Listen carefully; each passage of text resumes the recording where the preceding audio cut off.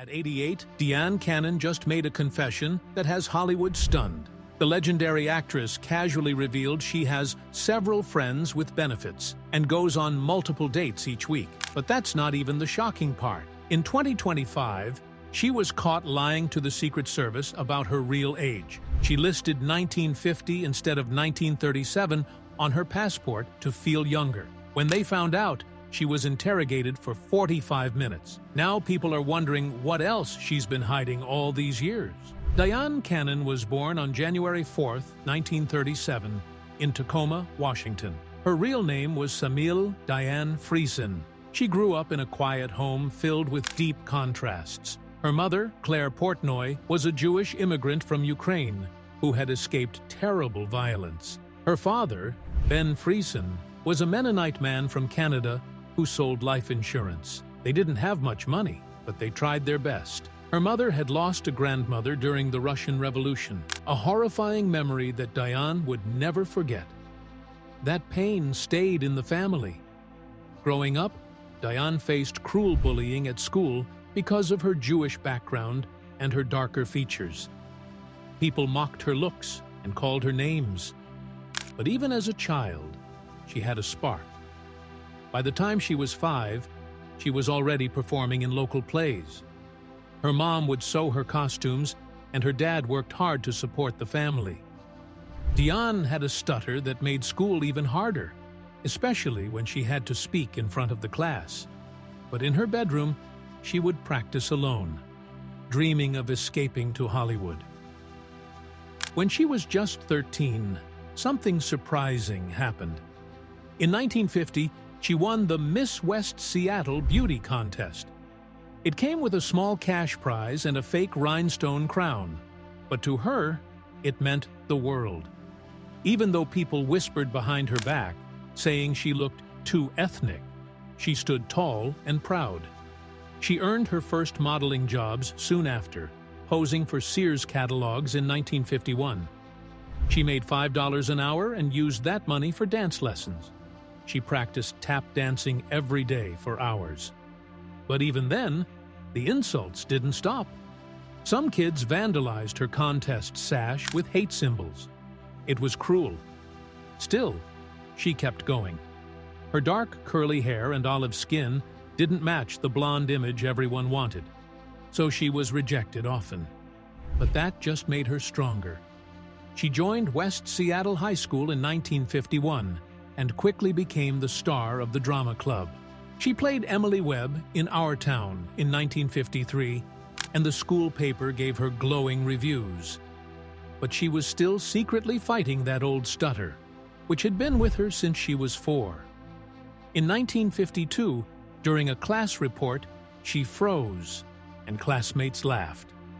That night, she cried, then promised herself she would never let that happen again. She began taking weekly voice lessons for $2 a session. She practiced for hours every night, working on tongue twisters and breathing exercises. She even directed plays by her junior year. At the same time, hateful symbols appeared on her locker, and still, she kept going. Her acting got better, and she won Best Actress awards 3 years in a row. She graduated in 1955 with a GPA of 3.2.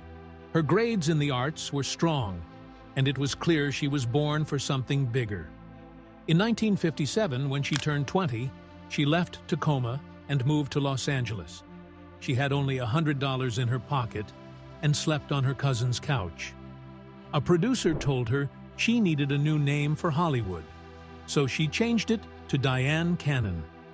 She got a job modeling dresses in a department store for $75 a week. She auditioned constantly, but was rejected dozens of times because she didn't look like the typical Hollywood blonde.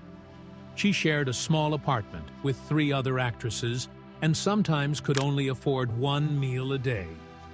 She tried taking classes at UCLA, but left after 1 semester to focus on acting full-time. She studied under Sanford Meisner and paid $10 a week for lessons. During this time, she got engaged to a nightclub owner named Sonny Orling, but she realized it was a mistake. and ended it. She once ran from an audition after it turned creepy. It was a hard life, but she never gave up. In that same year, she got her first break as a nightclub singer. She performed jazz songs at a small place called The Losers, making $50 a night. She sang songs by Ella Fitzgerald and even some originals. People noticed her voice, but not everyone was kind. Patrons made inappropriate comments, and some agents told her she looked too foreign for lead roles. She refused to play villains or stereotypical characters. She was offered 20 roles like that, but turned them all down. Sometimes she barely had enough to eat. She modeled on the side and earned $200 a month, just enough to survive. But the pain built her armor. In 1959, she finally landed small roles on TV, including an episode of Bat Masterson. She wasn't just surviving anymore, she was getting noticed. Her first screen role came in 1958, though she didn't get credit for it. She played a waitress in an episode of Have Gun Will Travel and had only 2 lines. But she was grateful for that chance. She was just 21 and had worked so hard to get there. That same year, she got a few more guest roles, including a character named Nicole McCready in Wanted Dead or Alive, and Mary Lowry in another Bat Masterson episode. These roles showed she could act, not just smile. But she had to keep turning down offers that wanted her to take off her clothes or act in sleazy parts. She didn't want to be seen that way. She wanted to be respected. In 1960, Dyan got her first real movie role in The Rise and Fall of Legs Diamond. She played Dixie, a gangster's girlfriend. She was just 23, and the film made over $1 million. But the part was seductive and dangerous. And while people praised her, it also made directors typecast her. She kept getting offers to play the same kind of roles. She said no. She once lived on just $10 for an entire week while crashing on friends' couches. One co-star even made an inappropriate advance during filming. She threatened to quit.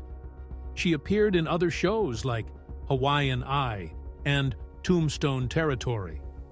But the pay was still low, and the respect she deserved wasn't coming fast enough. Between 1960 and 1962, she turned down over 20 roles that would have paid her $5,000 each. Instead, she chose to appear in TV shows like Bat Masterson and Ripcord. In 1961, during the filming of Ripcord, she almost got seriously injured while doing a helicopter stunt. She kept saying no to directors who wanted to take advantage of her, including one who asked her to audition in a hotel room. She borrowed money from family, ate ramen noodles, and studied acting whenever she could. In 1962, she signed with Warner Brothers, which sounded like a dream come true. But she was stuck playing background characters who smiled and said lines like, "Hello, handsome." She made just $300 a week, while male actors made thousands. By 1964, she decided to take a break. She went to New York and studied acting under Sanford Meisner. She took 5-hour classes every day, cried through the exercises, and found new depth in her performances. That same year, she turned down a $10,000 role in a risque movie. She didn't want to be typecast forever. She waited tables to get by. Once, she served coffee to a producer who had rejected her. But the struggle made her stronger. In 1963, she joined the national tour of the Broadway show How to Succeed in Business Without Really Trying. She played Rosemary and did over 100 shows in 20 cities. People loved her timing and charm, but things backstage weren't always friendly. Some co-stars spread ugly rumors about her. One time, someone even sabotaged her costume during a show, causing an embarrassing wardrobe accident in front of a huge audience. Still, she kept going. She earned $400 a week, more than she ever had. By the end of 1964, Hollywood started calling again. Her hard work was finally being noticed. Then, in 1969, everything changed. Dyan Cannon starred in Bob and Carol and Ted and Alice.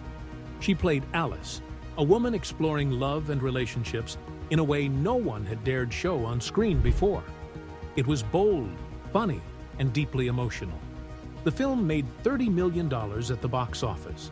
It was a huge hit. At age 32, Dyan was nominated for a Golden Globe and even an Oscar. She had finally made it. But the role's themes of infidelity and group therapy mirrored her own struggles. That same year, she divorced Cary Grant. It was a painful time, but her acting made the world see her differently. In 1971, she starred in The Love Machine. She played Judith Austin, a model who seduced and betrayed her way through Hollywood's dark corners. The film was full of adult themes and graphic scenes, and Dyan wasn't afraid to show the ugly side of fame. The movie made over $10 million. That same year, she starred in Such Good Friends, playing a wife who finds out her husband had many affairs. It was a raw and emotional role. She used method acting and pushed herself so far emotionally that she broke down on set. The film caused a stir, but critics loved her. She was nominated for another Golden Globe in 1972. Also in 1971, she went international with The Burglars, filming dangerous scenes in Greece with Jean-Paul Belmondo and Omar Sharif. She did many of her own stunts and even rolled down a rocky hillside for one scene. She was briefly hospitalized after one accident. The film made $15 million and proved she could handle action just as well as drama. She had come a long way from the scared girl in Tacoma with a stutter and big dreams. Dyan Cannon's rise in the 1970s wasn't quiet. In 1978, she played Julia Farnsworth in Heaven Can Wait, a woman so cold she poisons her husband in a twisted plan for money. That role earned her an Oscar nomination and made her the talk of Hollywood. The movie itself was a surprise hit, making nearly $99 million on just a $6 million budget. It got 9 Oscar nominations, including Best Picture. Some critics mocked Dyan's performance as being over the top, but it didn't matter. She won a Golden Globe and a Saturn Award anyway. That wasn't even her first Oscar nod. Back in 1969, she had already turned heads in Bob and Carol and Ted and Alice, where she blended comedy and betrayal in a way that few actresses could. By the late 70s, she wasn't just surviving in Hollywood, she was rewriting the rules. She became the first woman ever nominated for both acting and producing at the Oscars, something no one saw coming. 2 years earlier, in 1976, she had stunned the industry with a short film called Number One. She didn't just star in it, she wrote it, directed it, produced it, edited it, and even created the score. It was a deeply personal story about children discovering their bodies and how adults react. Some people were outraged. The scenes were raw, sometimes uncomfortable, but they came from her own childhood memories. Critics praised her for being brave. Others called it too explicit. But she had made her point, and she had made history. That same year, while most actresses were waiting for scripts, Dyan was creating her own stories and forcing Hollywood to watch. Behind her strength on screen was real pain. In 1990, she finally told part of that story in her directorial debut, The End of Innocence. It was a film she had been thinking about since the 1970s, during a time when her life had fallen apart. After divorcing Cary Grant in 1968, her mental health spiraled. The movie told the story of a woman struggling with addiction, bad relationships, and a desire to be perfect. The opening scene was strange and unforgettable, a point-of-view shot from inside the womb. What followed was a raw story of breakdowns, therapy, and the need to find self-worth. She cast herself in the lead, alongside Rebecca Schaeffer, who played the younger version of her character. Schaeffer was tragically killed shortly after the movie. It was Dyan's most personal work yet, filled with symbols like a dream horse and ice cream binges. Some critics called it over the top, but others saw the courage in putting her own story on the screen. Even before that, in 1973, she starred alongside Burt Reynolds in Seamus. The movie was a detective thriller mixed with sex and violence. On set, things got tense. Reynolds was at the peak of his fame and known for being unpredictable. Rumors spread that the two stars had clashed, argued, and maybe even had an affair. One scene had Dyan on a pool table in a seductive moment that blurred the line between character and real life. Reynolds was known to be aggressive, even shoving an actor's face in garbage to make a scene look real. The movie made modest money, and critics noticed Dyan's presence as both sensual and sharp. But what people remembered more was the tension behind the scenes, and how it exposed just how toxic those sets could be back then. Also in 1978, she joined Revenge of the Pink Panther as Simone Legree, a playful and sexy character wrapped up in slapstick comedy with Peter Sellers. But filming was hard. Sellers was dealing with serious mental health issues and had already suffered heart attacks in 1964. He banned the color purple on set and followed a psychic's advice more than the director's. During filming in 1977, his health got worse, and even though he died later in 1980, the chaos during the shoot was unforgettable. Dyan managed to shine in scenes like a wild costume shop moment with Harvey Korman, but the whole cast could feel the danger in the air. Sellers' unpredictability left them shaken, and the film became one of his last before his death at just 54. In 1984, Dyan made a move to television, taking on the powerful role of Kate Blackwell in the miniseries Master of the Game. The story followed a woman who built a diamond empire starting in 1890s South Africa. Her character survived betrayals, a father's suicide, and even ordered a murder to protect family secrets. The series was 9 hours long and filled with dark plot twists, including incest, hidden twins, and shocking deaths. One scene showed a man being electrocuted in a diamond mine. Another showed forced sterilizations in the 1920s. It was unlike anything Dyan had done before. Over 20 million people watched each episode. She earned a Golden Globe nomination and proved she could dominate TV just like film. Later in the 1990s, she brought her sharp wit to Ally McBeal, where she played a wild judge named Whipper Cone. In one episode, a woman sued her ex for stealing her orgasm technique.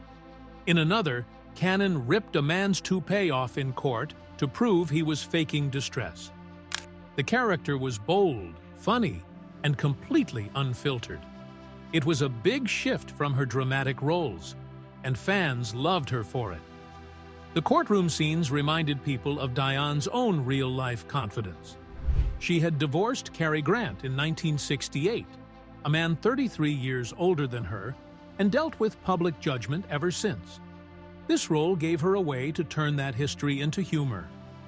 In 1997, she starred in a made-for-TV movie called Beverly Hills Family Robinson. It was a modern twist on the old story about a family stranded on an island. Dyan played the glamorous mother who had to learn how to survive with palm leaf dresses and caviar tin furniture. The movie had unexpected dark moments, like when they found human bones in a cave and feared cannibals.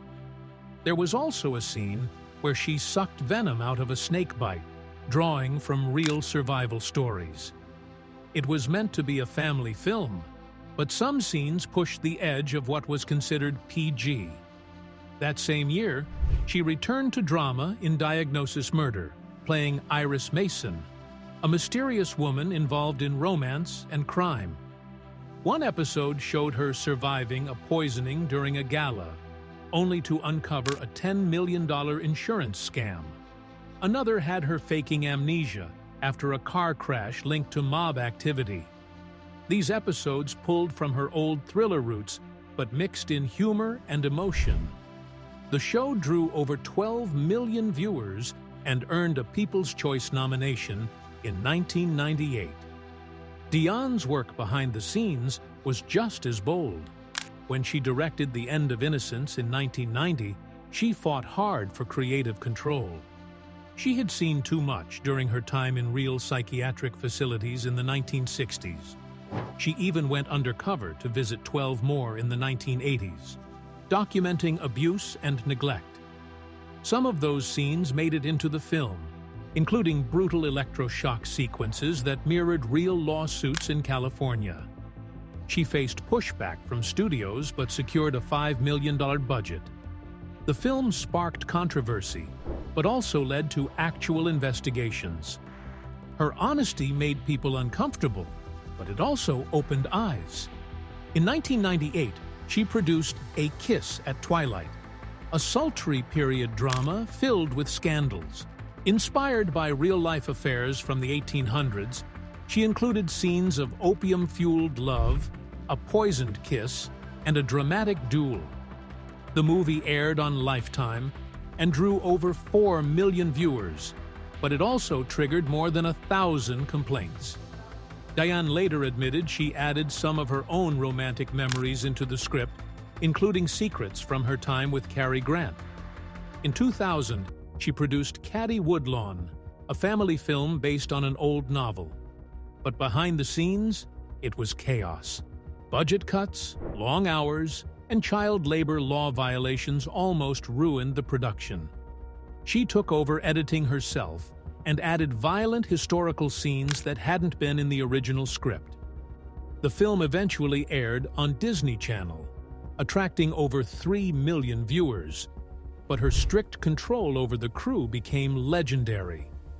During her guest role on HBO's Arlie Tullins, she tackled stories based on real scandals in the sports and entertainment world. One episode showed her character bribing a producer with $500,000, mirroring real kickback schemes from the 1990s. She added her own lines about being underpaid during her early career, revealing she once made 60% less than her male co-stars. These scenes pushed the show into controversial territory, but they also told truths Hollywood preferred to hide. In 2017, Dyan Cannon stepped into a quiet but powerful role as a horse trainer named Linda in the indie film Hope's Legacy. On the surface, it seemed like just another heartfelt movie about second chances. But what happened behind the scenes, and what the story mirrored, was far more disturbing. The film came at a time when the horse world was still reeling from real-life abuse scandals, especially the 2015 Tennessee walking horse investigations, where over 700 violations were documented by the USDA. Some trainers were using illegal pain-inducing methods like soring, and that led to federal raids. In Hope's Legacy, Dyan's character discovers something horrifying. Horses are being poisoned with tainted feed, and there's an underground betting ring making money off their suffering. This was eerily close to the real 2012 case, where trainer Jackie McConnell was convicted after hidden footage showed him beating horses. At 80 years old, Dyan poured her heart into this role, drawing from her real love for animals. She even said it reminded her of how little justice exists for those who can't speak. The most shocking twist came when her character found out a family member was part of the conspiracy, ending in a courtroom scene that left audiences stunned. The film didn't make millions, but it got people talking about animal cruelty again. And that, to her, was worth more than box office numbers. In 2019, she made a surprising return to animation. In The Simpsons episode Dyan Cannon, which aired on April 28th, Dyan voiced a wild version of herself, a dramatic diva tangled in a celebrity feud with Marge Simpson. It was over the top and ridiculous on purpose, but what made it hit harder was how it pulled from her real past. There was a scene where she demanded a golden toilet, and another where she angrily brought up losing her 1974 Oscar nomination for Heaven Can Wait, hinting at the rumors of vote tampering that were whispered back then. One of her lines had fans laughing and gasping. "I've outlasted 3 husbands and 4 facelifts." This was Dyan turning her own Hollywood struggles into comedy. And it worked. Over 8 million people watched the episode, and it became her first animated role in years. She later said it was freeing to poke fun at the madness she'd survived. Back in 2005, Dyan played a widow named Lois in the film Boynton Beach Club, but the movie didn't make waves until much later. It premiered in 2005, but got a proper release on August 4, 2006. By the early 2010s, especially during the 2012 Palm Beach International Film Festival, the film had found new life. People were shocked by how raw it was. Dyan's character was navigating senior dating when she finds out her partner had a secret second family with 3 hidden kids from a 20-year affair. That plotline was actually based on real stories from a grief support group. The most talked about scene was Dyan's nude hot tub moment. She was 68 at the time and completely unapologetic about it. In a 2014 interview, she revealed that producers cut a brutal betrayal scene involving forged documents and a fake will, which made the version they released even more haunting. Despite a small release, the film earned $3.1 million and sparked fresh conversations about ageism and what older women are allowed to show on screen. In 2021, Dyan took a bold step again by guest starring in The Rookie, Season 3, Episode 14. Her character, Ruth, was an older actress hiding a scandal involving old nude photos from her 1970s film days. She was being blackmailed, and the story touched on real fears many stars face even today. The twist? The person behind the threats was her former manager, who faked evidence of an affair from 1982 to extort $2 million. This echoed the real celebrity leaks that shook Hollywood in 2014. Dyan was 84 and still doing high-speed chase scenes. She delivered a chilling line about being discarded like yesterday's script, and many viewers felt it cut deep. Only 12% of film roles in 2020 went to women over 60. She didn't just play a role, she exposed an entire system that often forgets older women exist. In 2024, she launched a podcast called God's Table Hollywood, alongside Tracy Bregman, Kim Douglas Robertson, and Christine Avanti Fisher.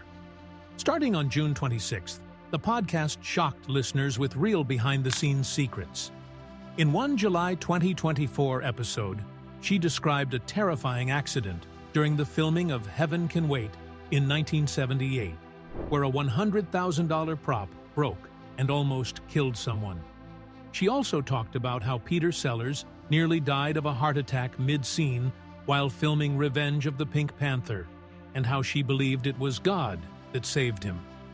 By September 2025, the podcast had over 50,000 downloads.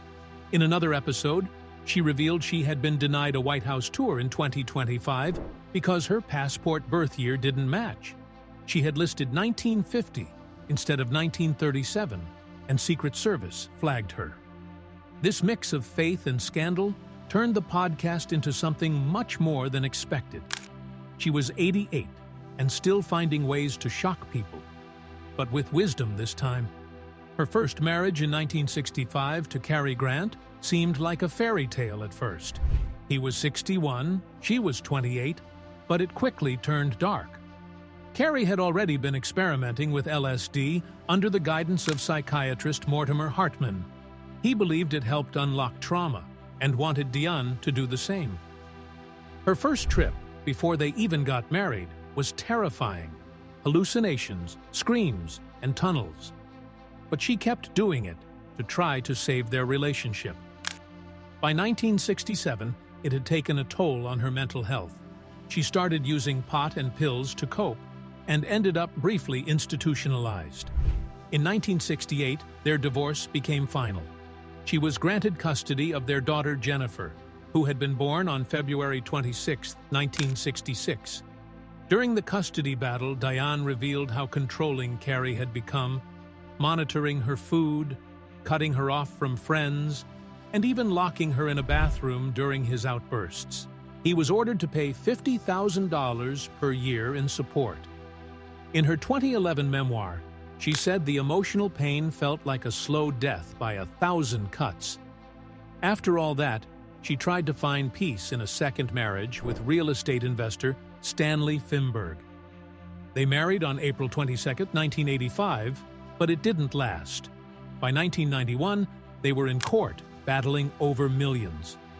Dyan accused him of hiding money and demanded $100,000 a month in support, claiming she had sacrificed too much for the marriage. The court documents were sealed, but the split on March 20, 1991, made headlines.